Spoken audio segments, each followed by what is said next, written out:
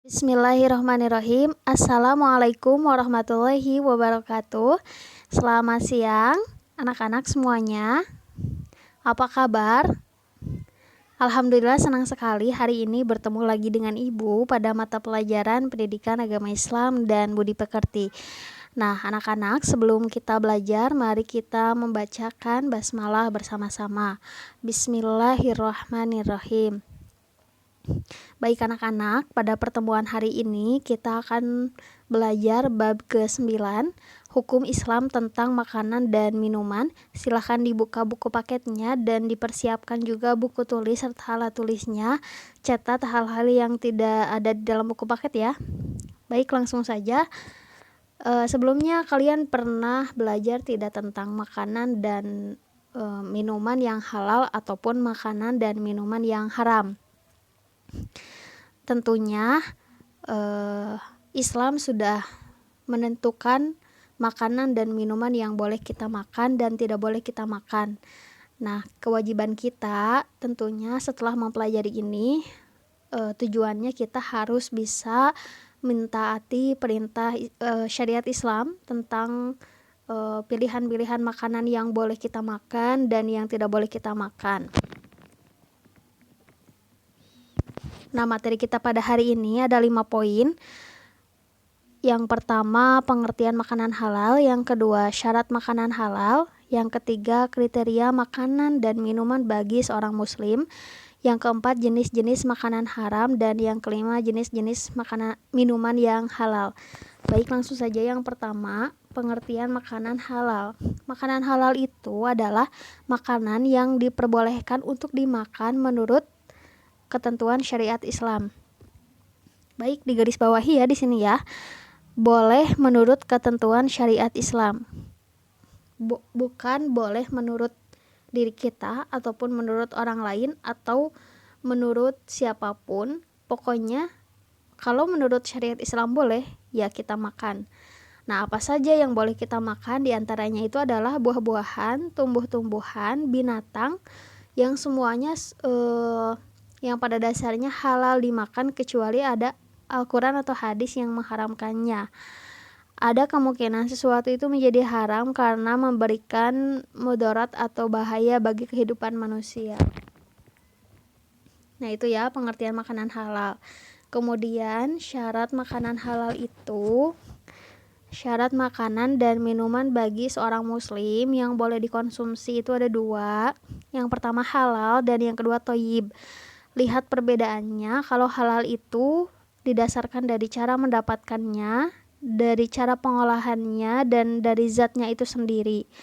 Nah, dapat disimpulkan kalau halal itu boleh berdasarkan ketentuan syariat Islam, sedangkan thayyib itu baik bagi tubuh, kesehatan, tidak membahayakan seperti mengandung formalin, mengandung pewarna, tekstil, mengandung makanan yang berlemak dan berlebihan. Jadi dikatakan tidak thayyib. Jadi dapat disimpulkan thayyib itu mengandung nutrisi, bergizi, dan menyehatkan. Nah, anak-anak, kalau misalkan kita makan ataupun minum, kalau halal menurut syariat Islam kita makan, thayyib kita makan. Tapi ada juga makanan yang halal tapi tidak thayyib. Contohnya, misalkan kita makan makanan yang berlemak terlalu berlebihan, misalkan makanan yang berlemak 5 kilo langsung kita makan. Nah, ini sebenarnya halal tapi tidak thayyib, tidak menyehatkan bagi kita. Nah, kita harus pandai-pandai memilih ya makanan yang baik untuk tubuh kita serta halal. Nah, di sini dalil tentang kehalalan dan thayyiban dari makanan dan minuman tersebut ada dalam Quran surat Al-Maidah ayat 88. A'udzu billahi minasyaitonir rajim. Wa kulu mimma razaqakumullahu halalan thayyiba wattaqullaha alladzi antum bihi mu'minun. Artinya, dan makanlah apa yang telah diberikan Allah kepadamu sebagai rezeki yang halal lagi baik, dan bertawakallah kepada Allah yang kamu beriman kepadanya. Nah, di sini sudah jelas ya, Allah memerintahkan kepada kita untuk makan sesuatu yang halal lagi baik. Nah, itu syarat makanan halal. Sekarang poin yang ketiga, kriteria makanan dan minuman bagi seorang muslim. Sebenarnya hampir sama yang tadi ya, cuman ini spesifik ke kriteria makanan yang halal, khusus yang halal, bukan yang toib ya. Yang halal itu yang seperti apa? Yang makanannya halal dari sananya, dari segi zatnya. Contoh nasi kan emang halal ya, karena tidak ada dalil yang menyatakan bahwa nasi itu haram. Kemudian susu, telur, buah-buahan dan lain sebagainya itu adalah halal. Kemudian yang kedua dari segi mendapatkannya, contoh misalkan sebenarnya nasi ini dari segi zatnya itu halal, tapi kalau mendapatkannya dari mencuri ataupun menipu, maka kehalalan nasi ini berubah karena cara mendapatkannya dari cara yang salah. Kemudian yang ketiga dari proses pengolahannya.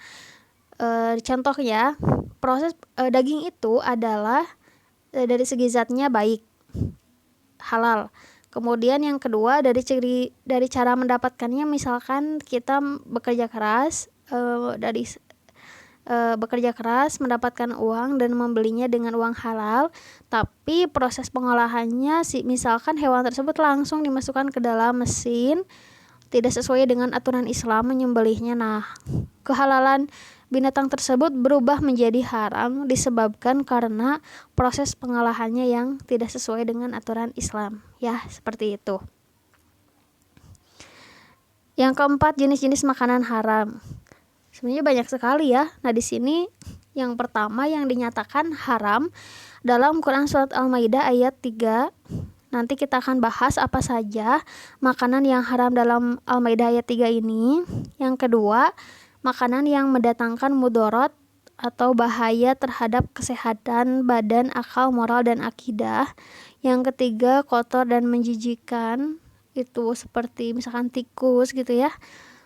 Terus makanannya didapatkan dengan cara yang batil. Nah, selanjutnya kita akan membaca lihat sama-sama di sini Al-Maidah ayat 3 ya. A'udzu billahi minasyaitonir rajim.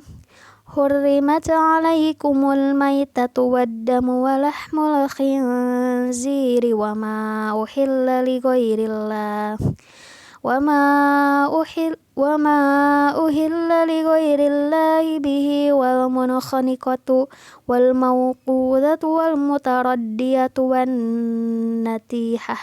wan natihatu wa ma akalas sabu illa ma zakkaitum wa ma dhubiha 'alan nusubi wa an tastaqsimu bil azlam dzalikumul fisq. Baik, di sini artinya diharamkan bagimu memakan bangkai, darah, daging babi, daging hewan yang disembelih bukan atas nama Allah.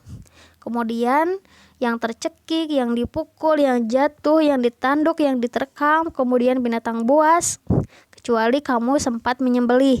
Dan diharamkan pula disembelih untuk berhala, dan diharamkan pula mengundi nasib dengan azlam atau anak panah, karena itu adalah perbuatan fasik. Quran surat Al-Maidah ayat 3.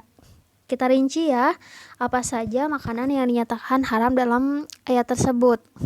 Bangkai, kemudian darah, daging babi, daging hewan yang disembelih atas nama Allah, hewan yang mati karena tercekik, terjatuh, ditanduk hewan lain, kemudian diterkam binatang buas, dan yang terakhir hewan yang disembelih untuk berhala. Nah, itu ya jenis-jenis makanan haram yang ada dalam Quran surat Al-Maidah ayat 3. Yang terakhir, jenis-jenis minuman halal apa saja? Tidak memabukkan. Kalau misalkan khamar itu kan memabukkan, maka khamar itu adalah haram. Yang kedua, tidak mendatangkan mudarat bagi manusia, bagi dari segi kesehatan, akal, jiwa maupun akidah. Dan yang ketiga, tidak najis. Nah, sesuatu yang najis itu seperti apa? Seperti air kencing gitu ya. Itu kan najis. Tidak boleh kita minum. Dan yang terakhir, didapatkan dengan cara yang halal. Baik, anak-anak, itu materi kita pada hari ini. Kita sudah belajar 5 poin ya. Tadi pengertian makanan halal, syarat-syarat makanan bagi seorang muslim, kriteria makanan halal, jenis makanan haram, dan jenis minuman halal. Nah, pada pertemuan selanjutnya kita akan melanjutkan pembahasannya. Ibu harap kalian dapat memahaminya dengan baik serta menerapkannya dalam kehidupan sehari-hari. Kalian sekarang sudah tahu kan perbedaan dari makanan halal dan makanan yang haram. Mudah-mudahan bermanfaat. Jika tidak paham silakan langsung tanyakan ke ibu.